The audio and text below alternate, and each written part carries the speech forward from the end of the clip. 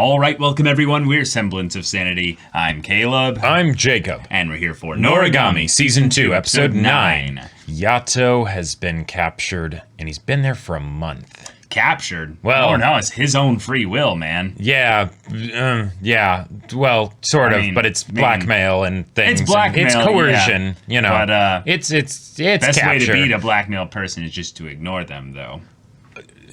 Right, but when they are eating you, you know, yes, like that, that makes true. it a little bit tough. That's true, yeah. Yeah, and now apparently they have a mission to rescue a conjurer from the Underworld, and if Yato does that, he's allegedly free to go. Huh. Yeah, and this is done in conjunction with Ebisu probably being contacted by potentially Nora's dad. It does as well, seem that to way. get some oddly named brushes. Indeed. So that's its own thing as well. Right. But they might be connected. We'll see. And Yukine is pretty much aware that, yeah, Yato's probably with Nora. And if Yato has been with Nora for this month of time, Hiyori might have forgotten about him. Yeah, what's gonna, even if she doesn't forget about him, Which she hasn't. right? She hasn't. No. But that's still a month where he kind of just ditched her. Because the reason why there's a real possibility that she could have is because of the nature of gods and these spiritual beings and stuff having the whole the silence effect, basically, from Doctor Who, Right. where if you turn away from them and you don't see them enough for a long period of time, I know it's not exactly how the silence works, but you could end up basically forgetting about them. And given that this is happening right after the sweet and wonderful, wholesome moment of Hiyori giving Yato his first shrine, it's just salt in the wound. Like happiness really to sadness. You know, you got to have that transition from one to the other. Exactly. So, y'all, without further ado, let's get into this. All right, everyone, now be sure to go check out the reaction portion of the video in the description below, then come back here for the discussion.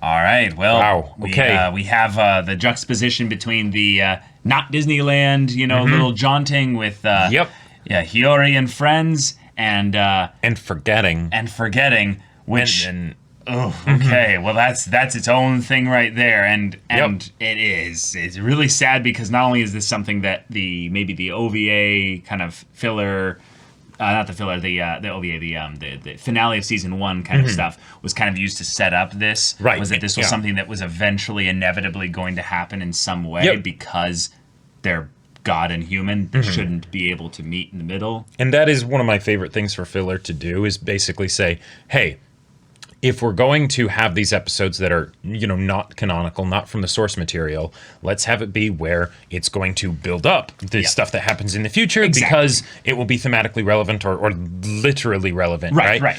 So in this case, now we get Yato going to the Underworld to save Ebisu, who is revealed to be the Conjurer, which makes sense. That tracks. But it is something where being rescued, it's like, okay, and then the fact that his identity was given to the God Summit, you know, thing, me smelling sabotage. Yeah, there's an undercurrent of someone manipulating events to achieve a specific result. Right. Which I assumed basically was to have some kind of setup for Yato to basically take the fall for Ebisu, but instead Ebisu seems to be not as hard of an antagonist here. I think Ebisu's the one that's going to take the fall, because what he's doing seems to be very kind of sort of just scientific, and he's definitely meddling with dark powers, but it's, you know, he hasn't done anything with it that seems directly harmful to anybody as of yet, right? It's like he's doing experimentations and stuff, but, you know, I mean, trying to use phantoms, it's dangerous, but, you know, whatever. Right. I think the part that we got confirmation of here is that he is not necessarily the source of all the masked phantoms. Right. What he is doing is he is taking the masks that he's found and experimenting with them, basically. Right. And the fact... So here's my general take on it, is that they revealed to the gods, or Nora's father revealed to the gods, he planted the info that it was Ebisu, so that way the gods would take Ebisu into custody or whatever. Right. And then Nora's dad would be able to get the locution brush after he fetched it for him and did something very dangerous. He did the dirty work, and then he can just take it, and then he has it, and there it's you go. Clean wipe, basically. Clean wipe, right? Yep. And he thought that maybe Yato would be dropped off here at the Underworld. Sure, if that happened, that would have been great, you know. But if not, right? It's a potential extra win, right? But since we also got a lot of exposition here on the mechanics of how, just having masked phantoms versus trying to have a masked phantom regalia. Yes. And that the locution brush would help with that. Like this, and the fact that he found the masks, that also feels very like, planted, so that way he does the research, he does the guinea pig testing, and then they can, because why just use that, right? Just use that, because why do risky stuff yourself if you can get someone else to do it, right? Right. And then now that he'll probably have figured out how to do it, he gets the locution brush, boom, they, Nora's dad takes it, and then does whatever he wants to do. But I can imagine that if you could take phantoms, turn them into masked phantom regalia, then you could essentially have an army of regalia. Well, even worse, it's just that they're phantoms, meaning that the element of potentially blighting, those that ended up getting attacked by them as well. Oh, sure, that too. Yeah, it's something where they're the perfect enemy of all the gods. Right, so. and if it's something where a phantom regalia attacks someone else and corrupts them, blights them, they turn into a phantom, then boom, you've got another regalia. Right. And what happens when you have a god that turns into a phantom or something like that? Or even if you just have their regalia turn into a phantom, we know what happens then. Because that's basically what almost happened with Yukine. Yeah. And I really do feel like all of this is the tie back to that moment with Yukine and Yato. Because I feel like all the conflict stuff eventually centers around someone utilizing some element of the Phantom's power, right, in some way to turn it against a god of their choice. And in this case, we're just slowly ramping up the scale of these types of schemes with whatever Nora's father is utilizing all this towards. Yep. Yeah, that definitely makes sense. We don't know if it's personal, if it's something where he's just trying to turn over all the gods, or if he's looking for something specific with limited scope, and even he is not even the biggest who knows here. We'll see. One of the other things that I thought was really cool was how they handled the fight between Ebisu and Yato, and having it be resolved by Ebisu calling Nora and using Nora to then beat Yato, but then being like, well, I mean, hey, I beat him, but that doesn't necessarily mean he has to stay here. We are always planning on just taking it and then making a hasty retreat, Right. So that's a sweet little switch here, in that there was no binding contract made. Right, exactly. It's like, psych, you gave us the brush, you idiot. Let's get out of here. A verbal agreement, Right. Well, first off, I didn't actually agree to it. You just said those were your demands, and then we fought. Right. So, and that's wonderful, because it makes us care more about Ebisu, in that he's like, oh no, I will totally do whatever it takes to win this, but once I've won my thing, no, I don't care about fighting you. Obviously, if we fought this out and I never took Nora, you actually probably would beat me, because you're I'm the one already that's blighted. The god of calamity. Well, right, but also he was already blighted. Yeah. So he was literally on a stamina loss too rapidly. Also, I love the idea of whenever they get into how the regalias help their gods specifically, the more direct control the regalia has over the fighting techniques of the god, the more I'm like, ooh, I like that, because it reminds me of certain other sci-fi's fantasies of this kind of nature, where you have basically the AI that's the exoskeleton, the special thing that you put on. And then basically you're like, all right, execute combat maneuver beta. We need to eventually leave this direction, so let's adjust things that way. Right. And it feels like, oh, okay, this guy's not actually a combat specialist at all. Nope. He's just fighting a delaying action so he doesn't accidentally get one shot by Yato's crazy weapon here with Nora. And then also the idea of just a little combat choreography thing that's not a choreography thing, but it's just the visual representation of how Nora's powers work. Whenever you've played Smash Bros or something like that, there are the ways where you can basically reset your momentum while you're getting flung away in midair. Oh, and the way she basically did a little like whip with the water, and then he basically stopped his momentum and dropped to the ground. I was like, oh, that's cool. That felt like a video game, but it was just like, oh, that's awesome. I don't need to know exactly what she was doing there. Yeah, I just got it rather quickly. I also got the impression it might have been something where he was getting flung into a wall, and she basically cushioned the impact against the wall. Yeah, I think it could have been that. But yeah, either way, it's cool. But yeah, either way. And also, obligatory, Nora's powers are being wet. Joke. Yeah. But Yeah. the whole exchange and how that happened was really great. I loved the extra bit of characterization I feel like we got from Ebisu, because up till now he'd been kind of mysterious and like, oh, he's wanting to buy Yukine as a Regalia and make Yukine a Nora. That makes me not like him, you know. Yeah, he's kind of awkward and bumbling. Right, but he's very awkward and bumbling, and I love the idea that he holds to his no. I'm a god of fortune. I trust in my luck. Yeah. Right?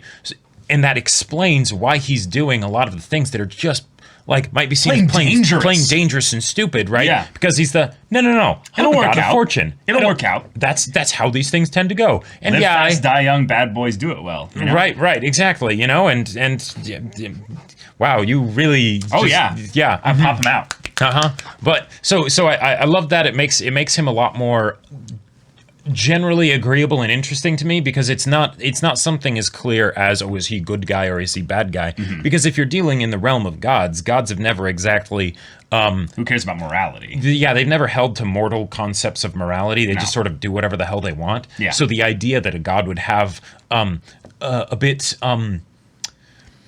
specific interests, you know, in this regard that other gods might balk at, I love, right? Yeah. Because that just gets more at the whole idea of what is this amalgamation of super powerful entities that all have this sort of society they exist in together. Yeah, and that's the part that felt really cool about things like the colloquy basically being enacted again, was that this was a reminder of, hey, you know, because Yato got a shrine, he's now actually like able to go and live at the place with all the gods and stuff, like where, you know. Yeah. So where's he been? It's been a month. Yeah. But he would have been summoned here. And I almost feel like that was kind of interestingly timed with regards to the fact that this is probably like the first time in a long time that he would have been summoned for something like this. First time ever, I think, because he didn't have a shrine before. Oh. Yeah. I wonder why Yato. Yeah, Yato's the main character, of course. But I wonder why. I wonder if there's something there. But then the other bit is that we got the other dynamics of the gods of, in this case, the Underworld, which is we only have one here. And apparently she's Ebisu's mom. Ebisu's mom. Which I don't think he was referring to the illusion, right? No, because there's no way. Yeah, because once I was thinking about it, I'm like, wait, no, that's the dumb. old lady at Olive Garden. That's dumb. He's a god. There's no way the old lady at Olive Garden is no. That's not how this works. Right. But I love the fact that was the person that he thought of. Like with Yato, it's the more like eerie, like, oh no, like what's going on? You know, using Hiyori's image and all that stuff to try and get under his skin or something. And then Ebisu, no. Oh hey old lady, you're nice. You make me good hamburgers, like, yeah, I really appreciate that. Yeah, I love that. That's potentially what Ebisu was just talking about. But I wanted to bring up something that's rather interesting, is that they chose to have the writer of this chose to have very specific dialogue be brought up for Inazami. She wants friends, right? They're the second person to come for the locution brushes. Yeah. Now, here's what's interesting, right? If there was one other person that came for the brushes, Nora's dad. Yeah, right? And he didn't want to stay here, so he's like, that's fine, you take the brushes. I'll find you a friend. Right. Yeah. But how does this Inazami, who's so lonely and hasn't got any friends, got a son? What if? Yes. Oh. What if Nora's dad? is actually Ebisu's dad as well? Okay. Gods be horny. Gods be horny. That's horny basically Greek mythology, and this is definitely not Greek mythology at all. This is more Japanese kind of folklore. Generally, mythology. with mythology, that is like in gods and all that stuff. That's not uncommon. Maybe maybe there's some kind of asexual way that it, that it happened, Well, I mean, who knows how Possibly. gods bang with gods, like I'm pretty sure there were all kinds of God things bang in a phantom, though. Well, I'm pretty sure, and again, this is Greek mythology, so not the same thing, but I'm pretty sure there was a point where Loki turned into a horse. Yes. Yeah. Yes, this is a thing. Yes. Yeah. So yes, probably. Like, who knows how it happens, but yes, like. Yeah. Yeah. So shape-shifting trickster god could definitely have found a way to... But I almost got the vibe with her that she can't leave the underworld. Yes, I got that impression too. Because if she was so lonely, she would make jaunts into the... Exactly. Right. Mm-hmm. So, I have two theories with this then. Okay. Is that this is a typical unleash the underworld upon the, upon the rest of reality. Or this is a deal with the devil of the underworld, the, Inazami here, for basically some kind of power of the underworld, which is the locution brushes. Right. So I'm leaning more towards the deal. Me too. Yeah, and But maybe bringing an item of the underworld out could be the way. It's a sort of indirect unleashing of the underworld. However, it ends up working. But because it's something of the underworld. It's something of the underworld, and it's definitely going to be used for nefarious intent. And again, we still haven't seen Nora's dad's face, and True. there's a possibility that he's also Yato's dad. So that's big time, like big bad kind of vibes that we're getting from him. So. Yeah, I'm sure it's going to be plenty awful, even if it's not actually because of Inazami actually coming out of the underworld. But, yeah. And the fact that she's sending her creatures after them. Well, who knows? Maybe they won't be able to escape the underworld. They're definitely going to get out. It's just a question of, like, will these things chase them all the way up to the door and then stop? Right, or exactly. Will they, that's what I mean. Yeah. Right. Yeah. Yeah, but I gotta say, with Yukine being just kind of calm about this, I do like Kazuma's interpretation that he's getting doing better. this for Yato's sake, and that he wouldn't want to have his worry and stress about where Yato is. Right, so he's trusting him. Yeah. So he is trusting him, and I like that. Yep. I do like that. But I think the act of him needing to be calm like that betrays the fact that there is a negative emotion being kept in check regarding his feelings over the whole thing. It is an active trust and not a passive trust. Exactly. Yeah, he's consciously choosing, no, I'm going to trust him, it's going to be fine. Yeah. Yeah. But also, Hiyori, because, we got... we got a kiss. Well, yes, we got a kiss. And, that is such a great way to have it go narratively. Like, I love it because we see Hiyori struggling to remember. She knows that she's forgotten something, right? And it's like, yes, you have. Now remember, Simba. Yeah. Like, this is going to be awesome, right? This is where she takes back her memories, and it's going to be great.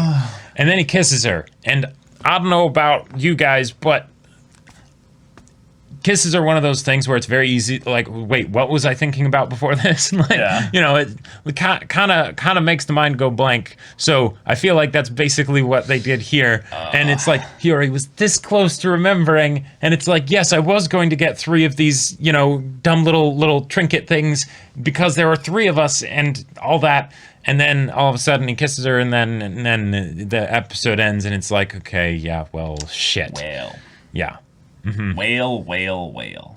I wonder if then what could happen is, I don't know if a Regalia can...